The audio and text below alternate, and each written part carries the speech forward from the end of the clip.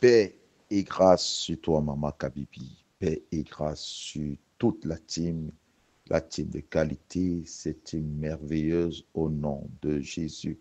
Maman Kabibi, que le Seigneur continue à te soutenir. Ma prière pour toi est que le Seigneur te surprenne.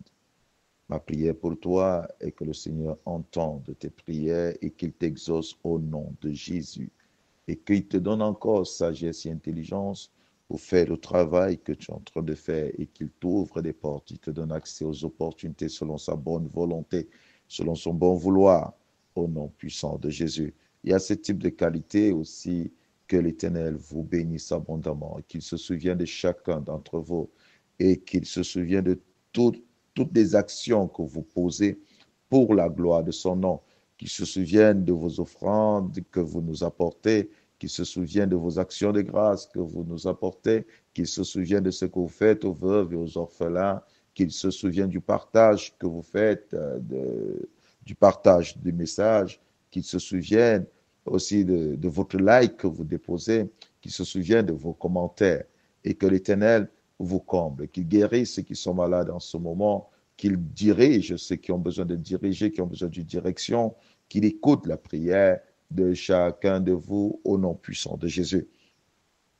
Alors, aujourd'hui, nous sommes vendredi.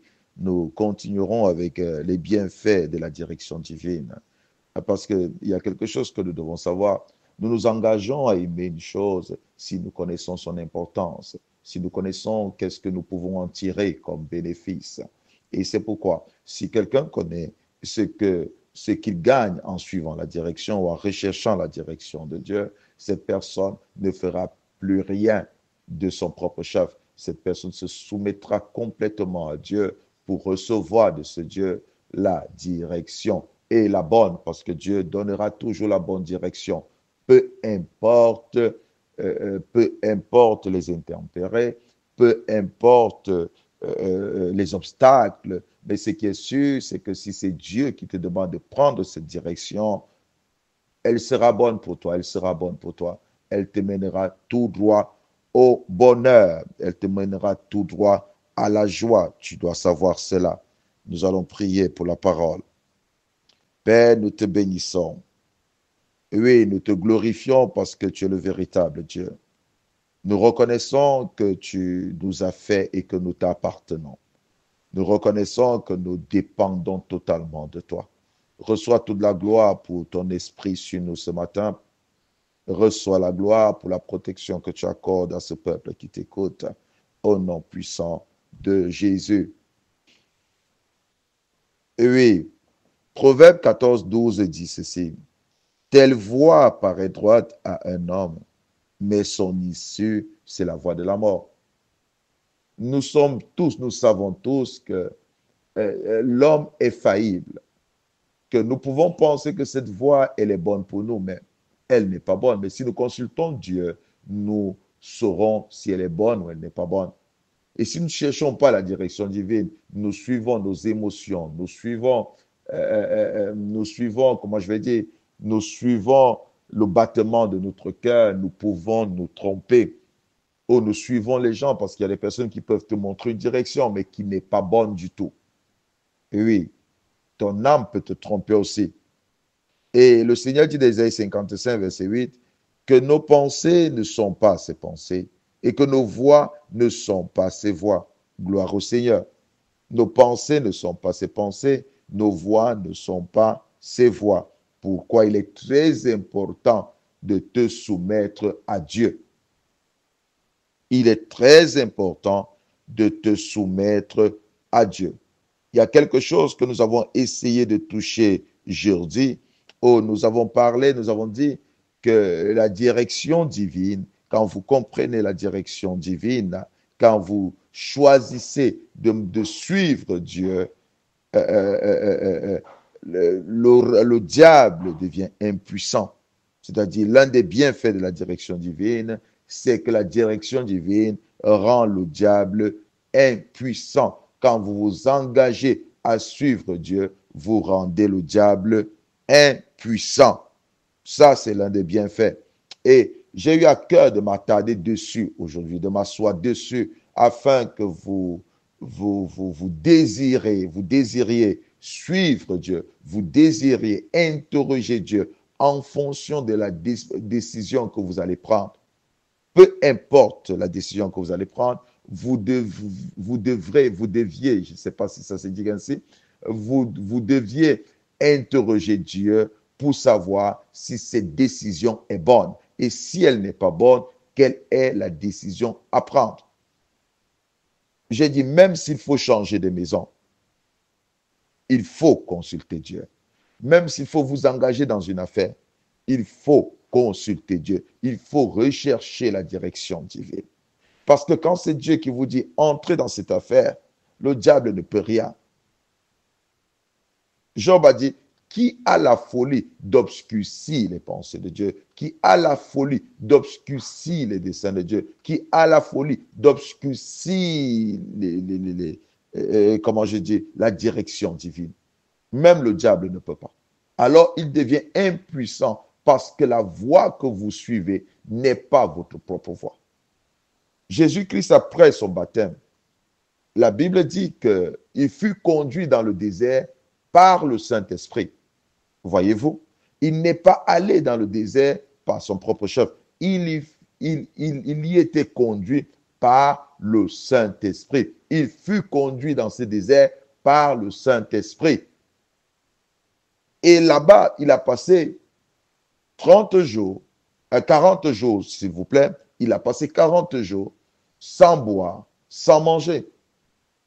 Oui, et après ces 40 jours, le diable s'est présenté à lui. Le diable s'est présenté à lui. Et Jésus a eu le dessus sur le diable. Le diable n'a pas pu remporter sur lui. Malgré toutes les manigances du diable, malgré toute la ruse du diable, il n'a pas pu remporter sur Jésus. Pourquoi? Parce qu'il ne suivait que la direction divine. Il ne suivait que la direction divine. La mort n'a pas eu de raison sur Jésus parce que le fait qu'il soit allé à la croix, c'était la direction, la volonté de Dieu. C'était la direction divine.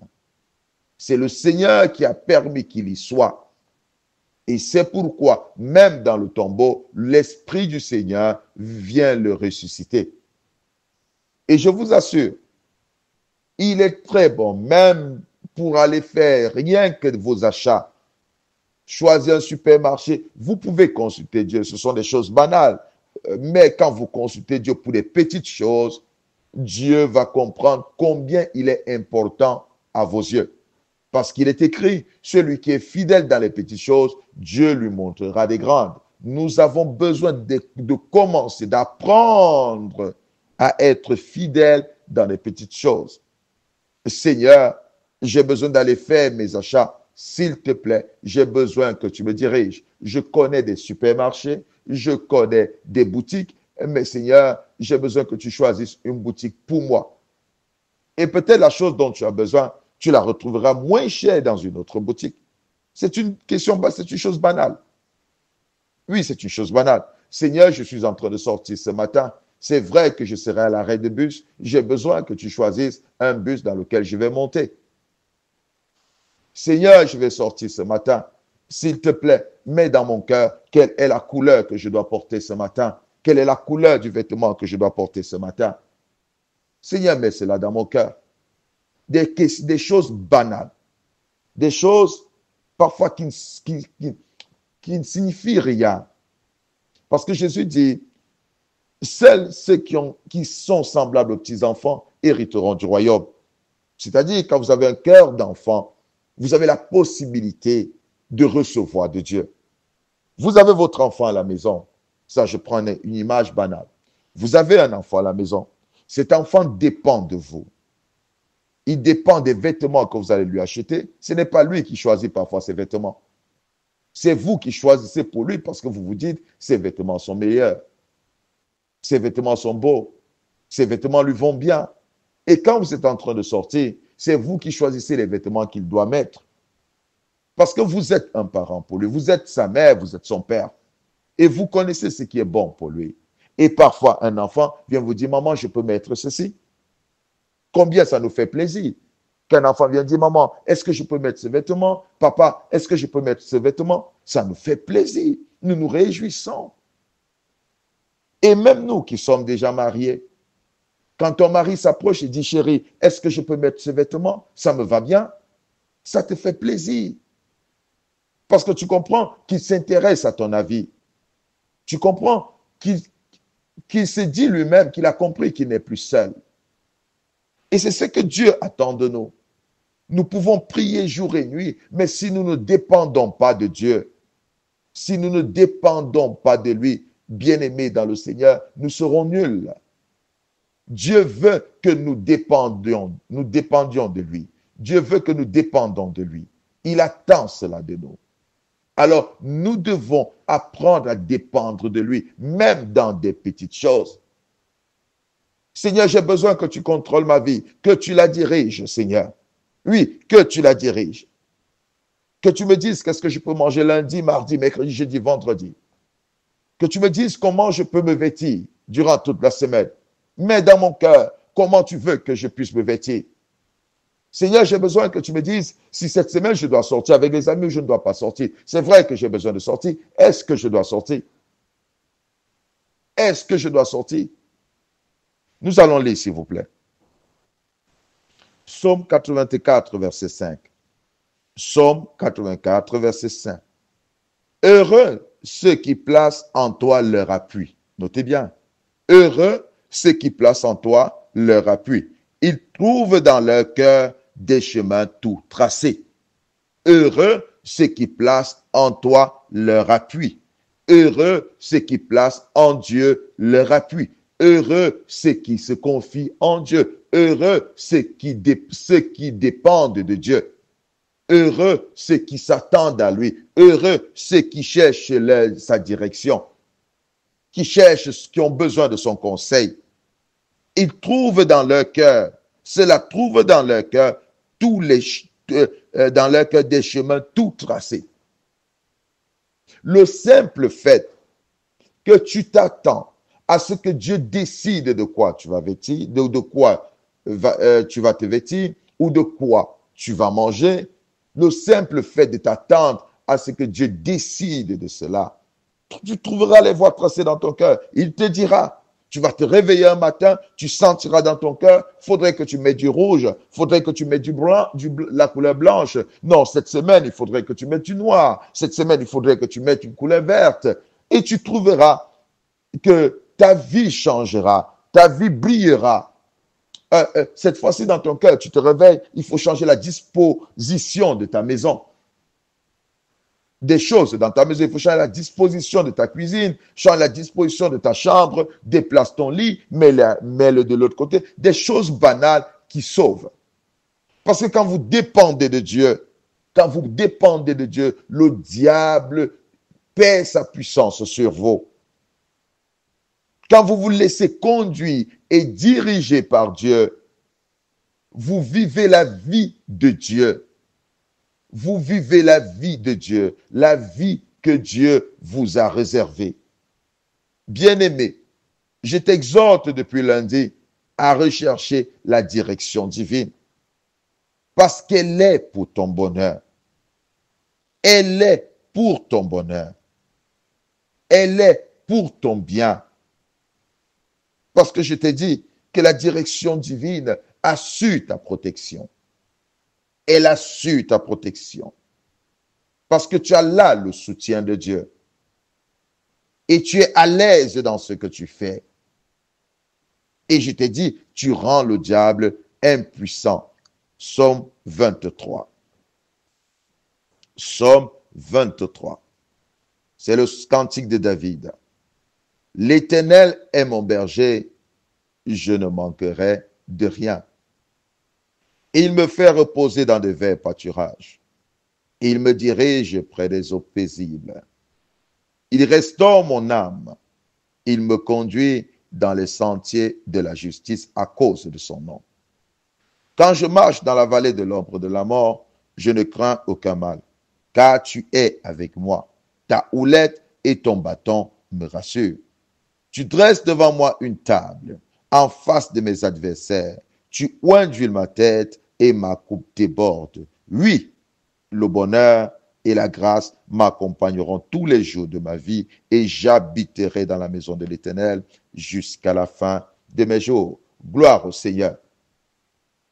Ce cantique de David est très important pour nous motiver à rechercher sans cesse la direction divine, pour nous encourager à comprendre que quand Dieu te dirige, le diable est impuissant. Combien de fois sur la voie de l'Éternel, le diable perd complètement le contrôle?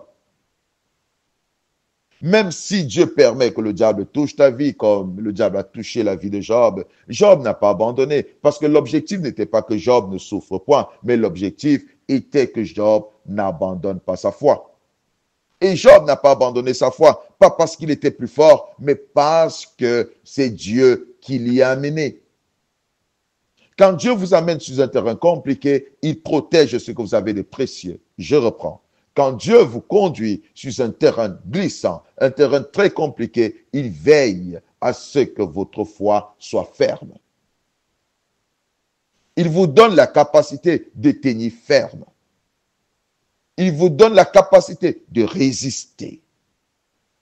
Il vous donne cette capacité. Il vous décharge de ce fardeau qui peut vous amener à abandonner. Et oui, il vous donne le dessus sur vos ennemis. Vous n'avez pas besoin d'avoir des amis quelque part pour réussir. Tout ce que vous avez besoin, c'est que l'Éternel vous dirige.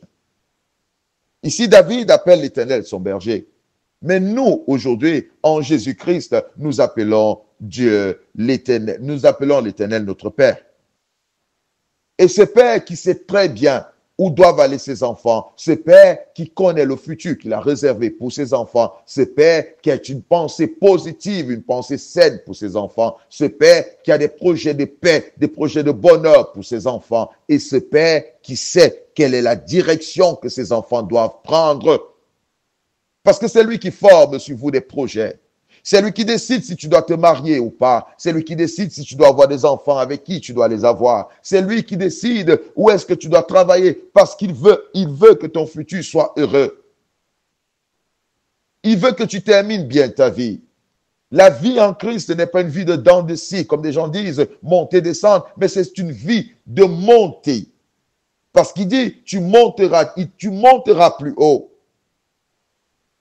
Et ça, c'est la vie que nous avons en Christ. Des hommes peuvent voir des hauts et des bas, mais ce que nous appelons bas, c'est un ascenseur qui nous élève. Ce que des hommes voient comme bas, c'est un ascenseur qui nous élève.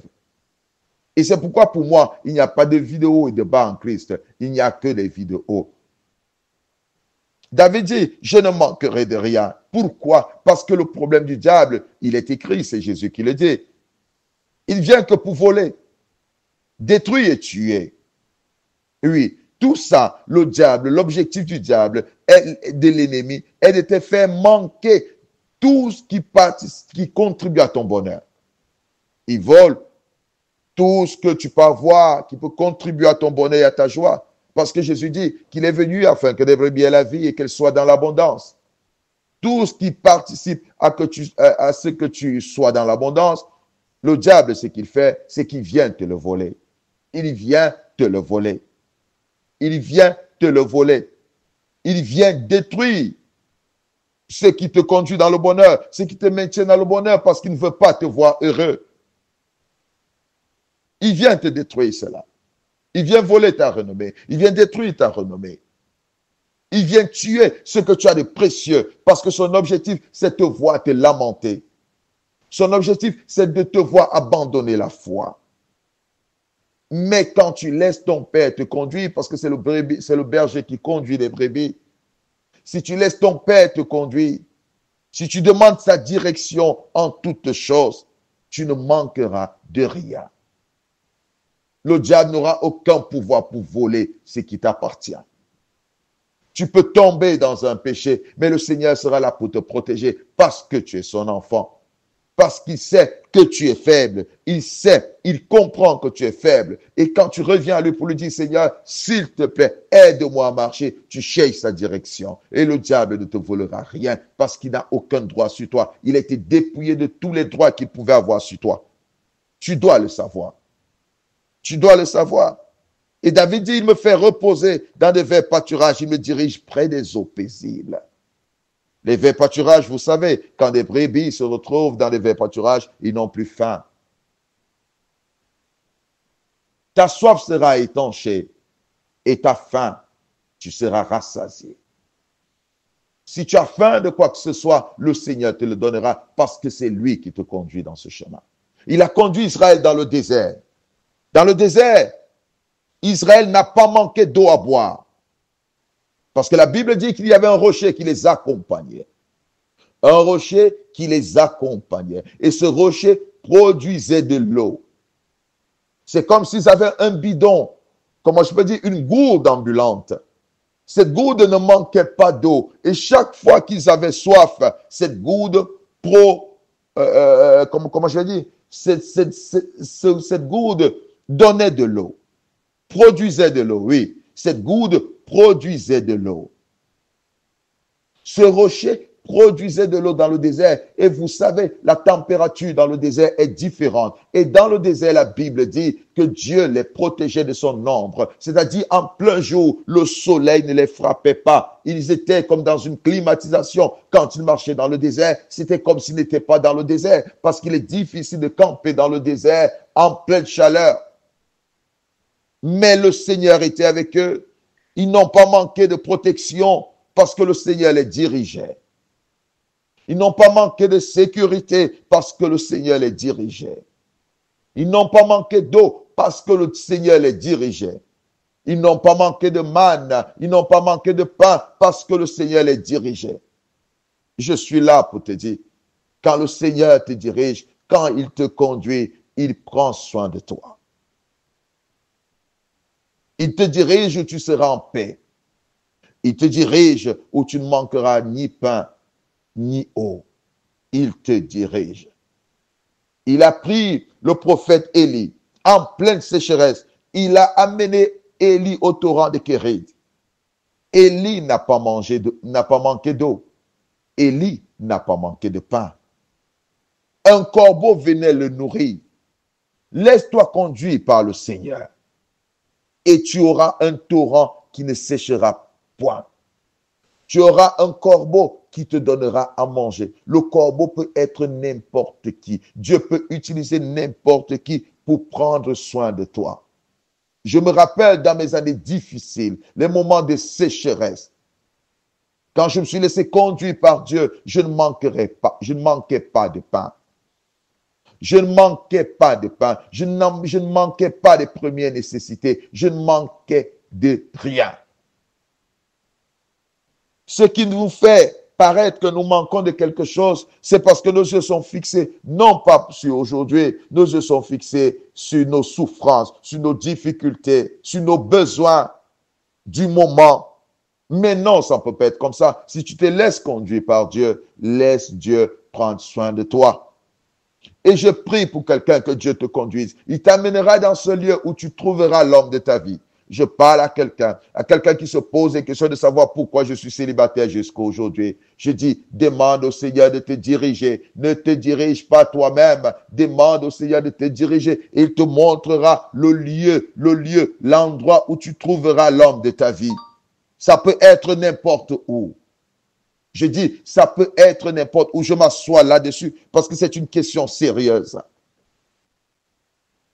Arrête de te dessiner une carte, de te faire une carte, de te dire, je préfère retrouver l'homme de ma vie ici, ici, ici. Non, arrête de le faire. Dis au Seigneur de te diriger. Dis au Seigneur de t'orienter. Tu peux trouver l'homme de ta vie même sur Internet. Ça, je te le dis. Tu peux trouver l'homme de ta vie n'importe où, même dans un bus. Tu peux trouver l'homme de ta vie par l'intermédiaire d'une personne. Tu peux trouver l'homme de ta vie par n'importe quel moyen, si c'est le moyen que Dieu a choisi. Mais si ce sont des voies tracées par toi-même, il est écrit que nos voies ne sont pas celles de l'Éternel. Il est écrit que nos voies ne sont pas celles de l'Éternel.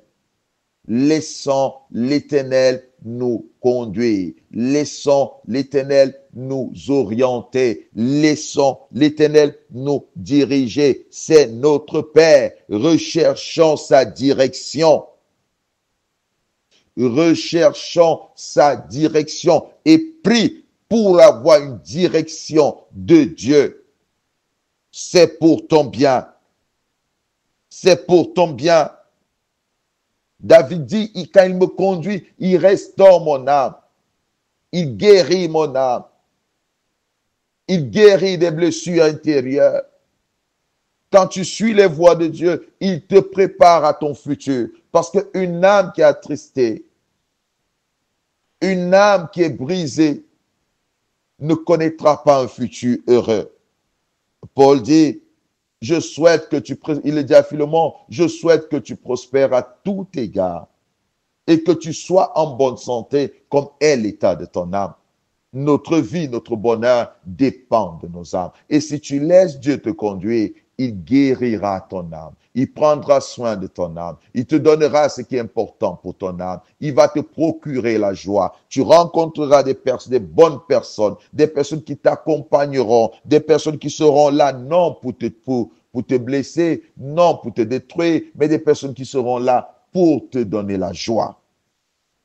Pour te donner la joie. Et tu dois comprendre cela. Et David dit, quand je marche dans la vallée de l'ombre de la mort, je ne crains aucun mal, car tu es avec moi. Oui, ce que des hommes regardent comme la vallée de l'ombre de la mort, ce que des hommes regardent comme un lieu de perte, un lieu de distraction, si je suis certain que l'Éternel m'y a conduit, je n'aurai pas peur. Je ne craindrai rien. Je ne vais pas quitter un pays parce qu'il y a la crise, sachant que Dieu m'a mis dans ce pays. Nous allons lire, s'il vous plaît. Nous allons lire. Ce fils d'Abraham, Isaac, est arrivé dans un pays où il y avait la crise, il y avait la sécheresse. L'Éternel lui a dit, reste-y, Isaac. Et la Bible dit dans ce pays, Isaac sema. Il devint riche, fort riche. Nous allons lire, s'il vous plaît.